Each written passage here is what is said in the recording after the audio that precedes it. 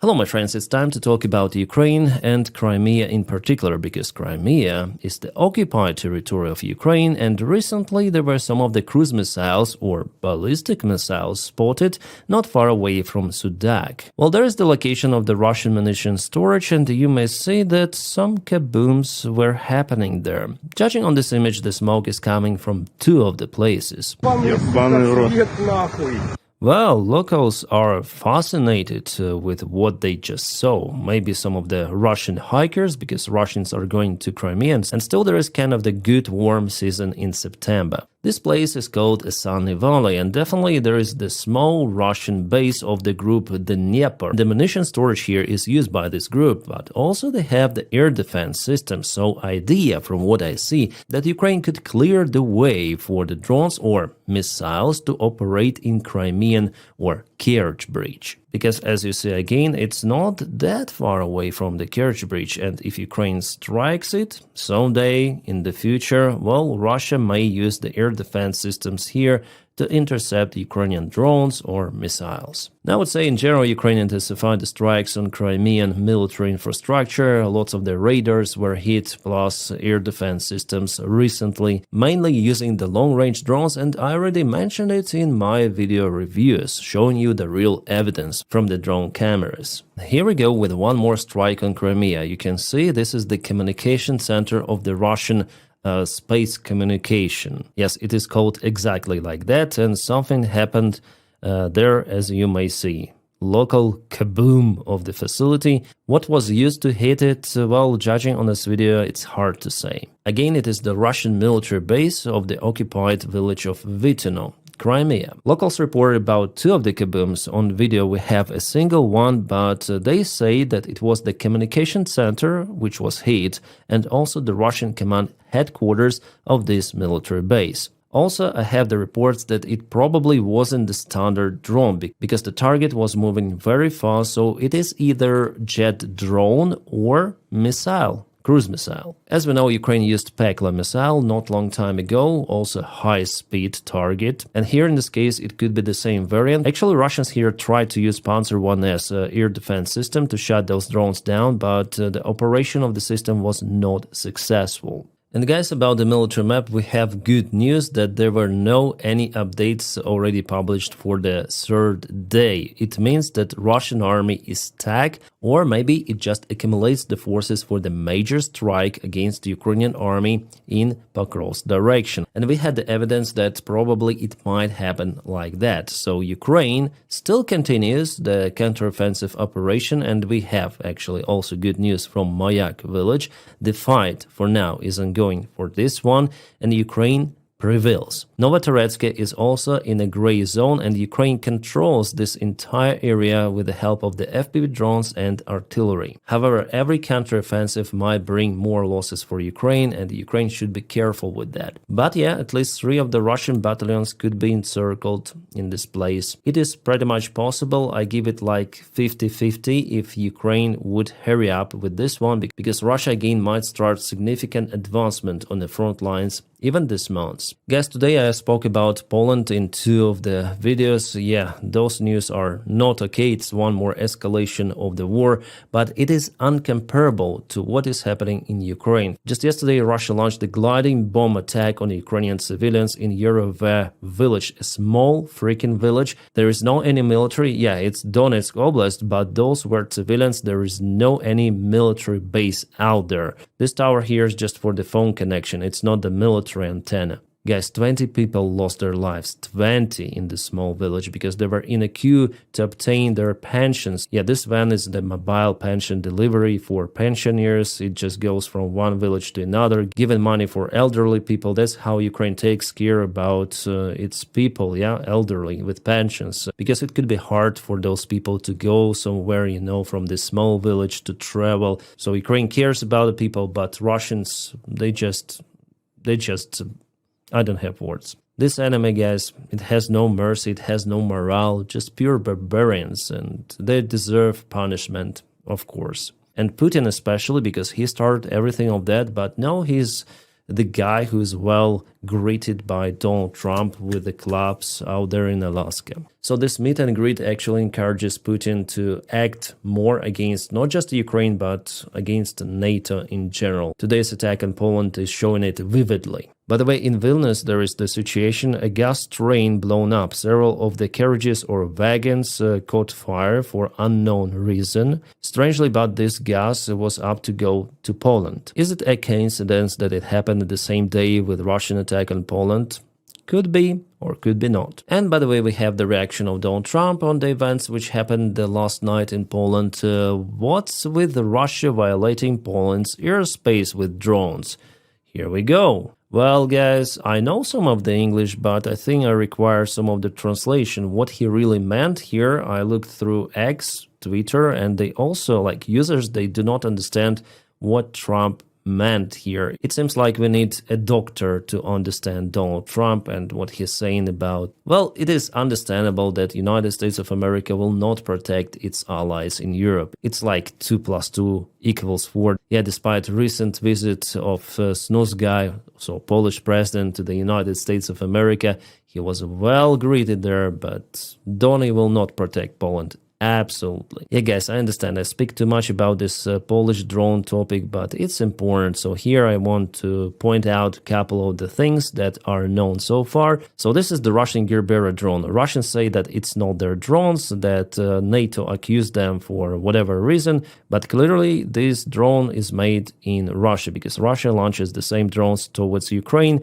So what is this plastic bag up front? Well, actually it looks like this. This is the extra fuel tank. So usually Gerbera drones definitely may fly for roughly 700-800 kilometers, and to increase the range, Russia mounted extra fuel tanks instead of the warheads. So it was the first attack where Russia tested capabilities of the air defense of NATO. How many airplanes NATO might deploy to shut down 20 of the Russian drones at least? Whether Poland is going to use the ground-based air defense systems and so on. So this modification with an extra fuel tank really shows that Russia was preparing details of this strike. It was done for purpose to launch those drones to Poland because usually in Ukraine they launch those drones without this feature. Instead, they put some of the TNT in the front. But here again in the nose part, it was this plastic bag full of fuel. And yeah, 4 drones were shut down, but the rest landed themselves because of the fuel starvation. Well, Zelensky said that not just Gerbera drones went to Poland, but also Shahed drones. Shaheds, they have way longer range compared to Gerbera,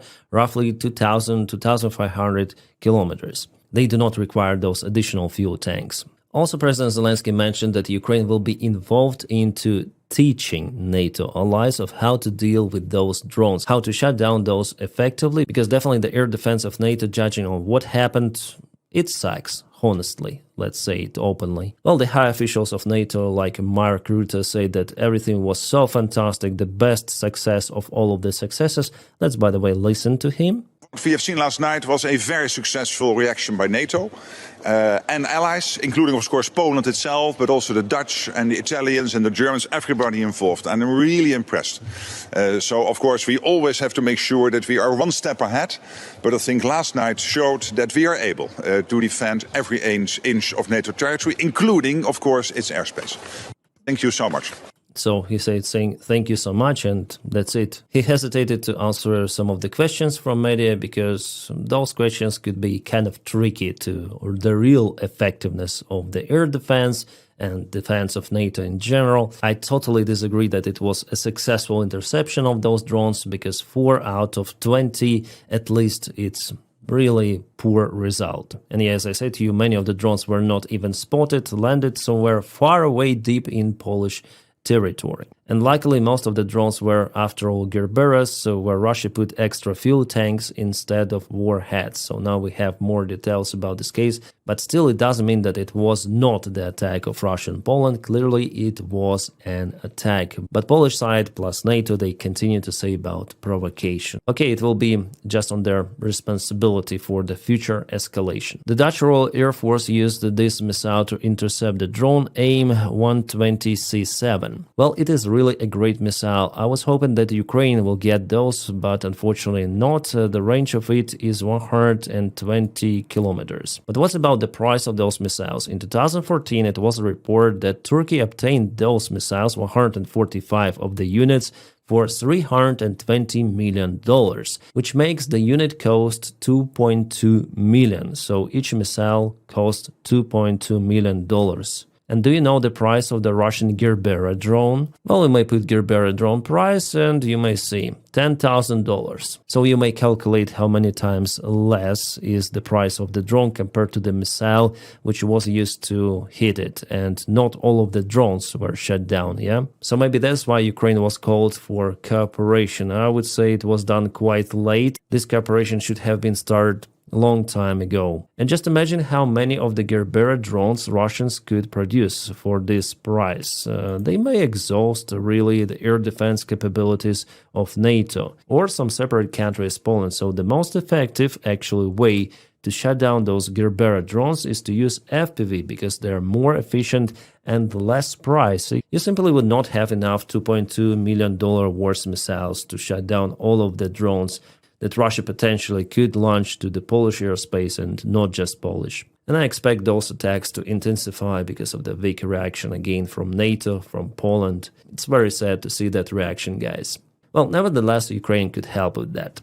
And this is the picture already by the time I'm recording the video. Russia launches some of the drones and ballistic missiles on Ukraine. Against ballistics, Ukraine may use just PAC-3 Patriot missiles, which are also damn expensive, but there is no other way, ballistics only could be shut down with that. About the drones, definitely Ukraine has different approaches, which are also very effective. Judging on statements from many of the Russian officials, they really want to escalate also against Finland. Yes, they're testing the new NATO members. So MFA of Russia, the Foreign Ministry of Russia, tweeted that stuff, basically a repost from Dmitry Medvedev, deputy chairman of Russian Security Council, where he writes that Finnish establishment must not forget confrontation with Russia can lead to collapse of Finnish statehood, this time forever. Unlike in 1944, no one will go soft on them this time. Yeah, you might just say drunk Medvedev as usual, but he is the speaker of official Russia and he says something that Putin cannot say himself openly. So he is the barking dog of the Russian regime. It means that Russia really thinks like that. One more, the head of the State Duma Defense Committee, Andrei Kartapolov, who is also a military official of the Russian army, said that Finland is becoming a breeding ground for fascism faster than Ukraine. According to him, Russia is ready to protect its interests, and if the policy of the Finnish authorities leads to the tragic consequences, it will be on their conscience. So you see how they threaten everyone around, especially neighboring NATO countries. Guys, I honestly expect all of this war situation to escalate. And we know that Russia is building its military bases in a very close proximity to Finland. And we have the information that there are some of the military bases built in Belarus. This one is not far away from Gomel. Also, Belarus is expanding its military airfields. For example, this is the airfield of Luninets. You may see how many of the new parking spots are out there. Before it wasn't even close to that. Munition storage in Pavlivka 2023 and it is 2025. State-of-art brand new built facility. Losvido military base, which was built recently and it is already functioning base. This one is used for the rocket forces. And all of that is happening in Belarus with the Russian military support. Russia sends its munition there. Yes, Russia is now stuck in Ukraine, definitely, but they may announce a new mobilization, and that resolves lots of the Russian army problems. And honestly, guys, saying Europe is not prepared for the full-scale war which is now ongoing in Ukraine. Ukraine was partially prepared because the war was in Donbass since 2014, so there were some of the trenches, some of the defense lines, and Europe just started to build those. So Putin has that certain time window, and it's not very long. I would say that during the next 4 years, Europe could rearm and definitely defend itself. But now it's going to be very, very hard for Europe. And we know that Donald Trump's administration will not help Europe. It is already understandable. Putin understands that as well, so I guess he will escalate this war to NATO. I'm almost sure about it. The only question is when and where. The most logical scenario for Russia's escalation is Suwalki corridor after all, because it cuts 3 of the countries of NATO immediately from any sort of the supplies. Whether it could happen just right now during the military drills in Belarus, I don't think so, but there could be some of the provocations that might lead to some of the escalation, but I don't think full scale this year, maybe the next one. And guys, please check out my channel, Denis Davidov. It's the one you're watching me on, so subscribe and like, because there I film regularly. For today, I filmed already a couple of the videos about the strike of Russia on Poland. And what is gonna be next? Well, my narrative is the same, weak reaction of NATO. And also, guys, thank you for your kind support on Patreon. The link for it is in the video description right below. You're just motivating me to film more and more of the videos. Thank you so much for your kind support, my friends, and I wish you all a peaceful sky wherever you are, and have a great time.